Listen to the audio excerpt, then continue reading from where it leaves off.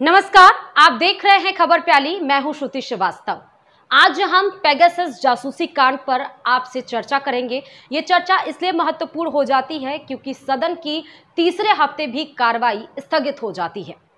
मोहल्ले में, कॉलोनी में दो चार लोग जरूर होते हैं जो अपने काम से ज्यादा दूसरे के काम पर भी नजर रखते हैं। आपने भी ऐसे लोगों को देखा होगा। इवन कभी कभी हम लोग भी ऐसा काम कर देते हैं, यानी इधर की बात उधर करते हैं। यानी जासूसी का क्रेज कोई नया नहीं, लेकिन देश में इन दिनों जासूसी पर सियासी जंग छिड़ी हुई है। जब देश की संसद में गरीब कोरोना काल के दर्द, किसान आंदोलन पर चर्चा होनी चाहिए, तब एक रिपोर्ट के खुलासे के बाद विपक्ष सरकार पर ऐसा हमलावर हुआ है कि सारी बातें किनारे हैं। ऐसे में सवाल है कि किसने किसकी क्या, कैसे, क्यों जासूसी करा दी? क्यों विपक्ष इस पर भड़का हुआ है? दुनिया में ये जासूसी का फंडा क्या है? किन किन देशों में ऐसे कांड हो चुके हैं? सब हम आपको बताने जा रहे हैं। पेगासस का नाम तो आपने अब तक सुन ही लिया होगा। नहीं सुना तो आपको बताते हैं कि संसद में आग बबूला विपक्ष की वजह यही ऐप है पेगासस। आरोप है कि सरकार ने इसी ऐप का इस्तेमाल कर मीडिया कर्मियों, राजनेताओं की जासूसी कराई। कहानी की शुरुआत संसद में मॉनसून सत्र के एन पहले रविवार को हुई, जब एक सनसनीखेज रिपोर्ट सामने आई। यह रिपोर्ट दुनिया भर के 17 मीडिया संस्थानों के कंसोर्टियम ने जारी की। इसने देश की सियासत गरमा दी। इसमें कहा गया कि इजराइल के पेगासस स्पाईवेयर यानी जासूसी करने वाले एप्लीकेशन की मदद से भारत में कई नेताओं, पत्रकारों और सार्वजनिक जीवन से जुड़े लोगों का फोन हैक किया गया है। रिपोर्ट में 150 से ज्यादा लोगों के फोन हैक करने की बात कही गई है। वहीं भारत में कम से कम 38 लोगों की निगरानी की बात कही गई है। पेगासस एक मैलवेयर है। मैलवेयर ऐसा सॉफ्टवेयर होता है जिसे खास तौर पर किसी कंप्यूटर या उसमें इंस्टॉल किए गए दूसरे सॉफ्टवेयर को नुकसान पहुंचाने के लिए बनाया जाता है। मैलवेयर संवेदनशील जानकारी, क्रेडिट कार्ड के नंबर या पासवर्ड तक चुरा सकता है। यूज करने वाली की जानकारी के बिना उसके ईमेल खाते से जाली ईमेल भी भेजा जा सकता है। मैलवेयर में वायरस, वर्म, स्पाईवेयर, एडवेयर और ट्रोजन शामिल हो सकते हैं। इनके अलावा इसमें कई दूसरी चीजें भी शामिल हो सकती हैं। पेगासस को इजरायली फर्म एनएसओ ग्रुप बनाती है। आतंकियों को ट्रैक करने के लिए इसे बनाया जाता है। कंपनी किसी निजी कंपनी को यह सॉफ्टवेयर नहीं बेचती है। इसकी सप्लाई सिर्फ और सिर्फ सरकारों को ही की जाती है और सिर्फ यही वजह है कि सरकार इस मामले में सीधे विपक्ष के घेरे में है। यह स्पाईवेयर एंड्रॉइड और आईफोन को हैक कर लेता है। इसकी मदद से हैकर्स को स्मार्टफोन का पूरा एक्सेस मिल जाता है। यानी आप क्या लिख रहे हैं, क्या भेज रहे हैं, क्या आ रहा है, ये सारी जानकारी सामने होती है। इस सॉफ्टवेयर को किसी भी स्मार्टफोन में सिर्फ एक मिस कॉल के जरिए इंस्टॉल किया जा सकता है। इसे यूजर की इजाजत और जानकारी के बिना भी फोन में डाला जा सकता है। एक बार फोन में पहुंच जाने के बाद इसे हटाना आसान नहीं होता।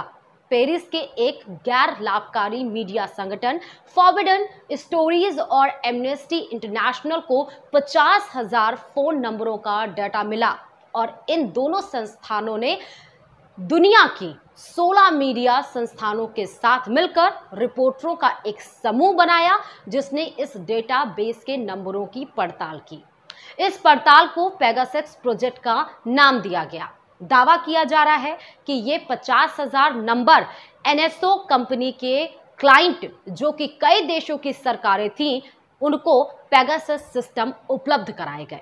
ये डाटाबेस साल 2016 से लेकर अब तक का बताया जा रहा है। यहां तक कि यह भी समझना जरूरी है कि आखिर ये रिपोर्ट कहां से आई।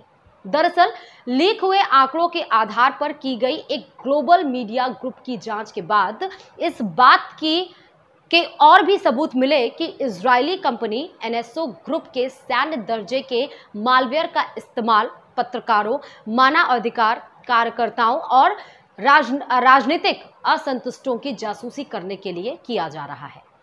वैश्विक मीडिया संघ के सदस्य द वॉशिंगटन पोस्ट के अनुसार जिन लोगों को संभावित निगरानी के लिए चुना गया, उनमें 189 पत्रकार, 600 से अधिक नेता और सरकारी अधिकारी, कम से कम 65 व्यावसायिक अधिकारी, 85 मानव अधिकार कार्यकर्ता और कई राष्ट्रीय अध्यक्ष शामिल हैं। ये पत्रकार द एसोसिएटेड प्रेस यानी AP, writer, CNN, the wall street journal, ले मोदी और द फाइनेंशियल टाइम्स जैसे संगठनों के लिए काम करते हैं। दावा किया गया है कि कांग्रेस के पूर्व अध्यक्ष राहुल गांधी, भाजपा के मंत्रियों अश्विनी वैष्णव और प्रहलाद सिंह पटेल, पूर्व निर्वाचन आयुक्त अशोक लवासा और चुनाव रणनीतिकार प्रशांत किशोर उन लोगों में शामिल हैं जिनके फोन नंबरों को इजरायली स्पाईवेयर के जरिए हैकिंग के लिए लिस्टेड किया गया था।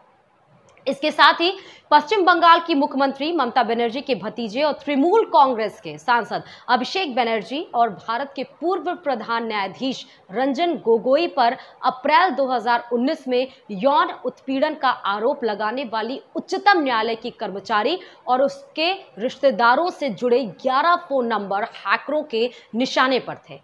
वहीं चुनाव पर नजर रखने वाली संस्था association for democratic reforms ADR के संस्थापक जगदीप छोकर और शीर्ष वायरोलॉजिस्ट गगनदीप कौंग शामिल हैं। इसके अलावा राजस्थान की मुख्यमंत्री रहते हुए वसुंधरा राजे सिंधिया के निजी सचिव और संजय काचरू का नाम भी शामिल था, जो 2014 से 2019 के दौरान केंद्रीय मंत्री के रूप में स्मृति ईरानी के पहले कार्यकाल के दौरान उनके विशेष कार्यकारी यानी OSD थे।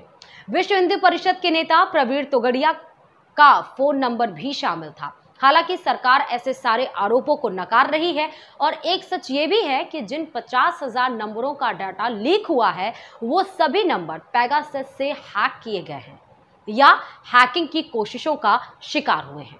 ये निश्चित रूप से नहीं कहा जा सकता कि कोई डिवाइस पेगासस का शिकार हुआ है या फिर नहीं। इसका सटीक जवाब डिवाइस की फॉरेंसिक जांच के बाद ही पता लग पाएगी। रिपोर्ट में यह दावा किया गया है कि एमनेस्टी इंटरनेशनल की टेक लैब ने 67 डिवाइसों की फॉरेंसिक जांच की है और पाया कि 37 फोन पेगासस का शिकार हुए थे। इनमें से 10 डिवाइस भारत के थे, पर विपक्ष कहां सुनने वाला है, जबकि सरकार के मंत्री अश्विनी वैष्णव ने सदन में ही कहा कि ये भारतीय लोकतंत्र को बदनाम करने की साजिश है। इस जासूसी कांड से सरकार का कोई लेना देना नहीं है। डेटा से ये साबित नहीं होता कि सर्विलांस हुआ है।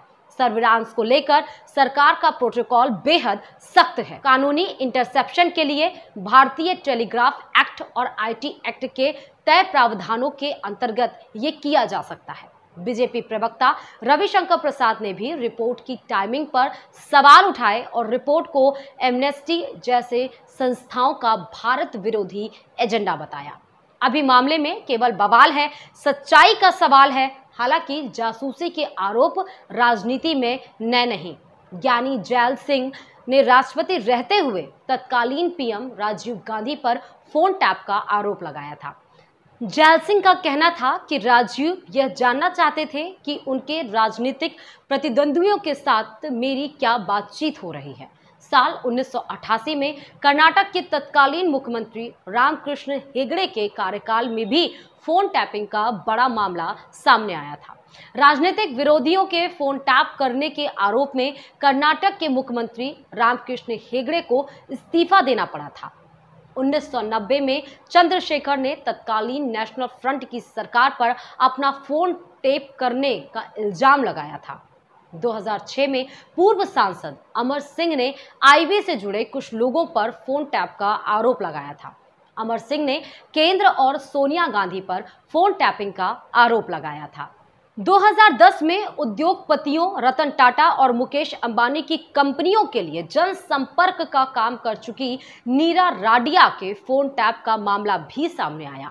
लेख में दावा किया गया था कि उद्योग जगत के लोग, नेताओं और मीडिया कर्मियों ने ए राजा को दूरसंचार मंत्री बनाए रखने के लिए 2010 में गोलबंदी की थी।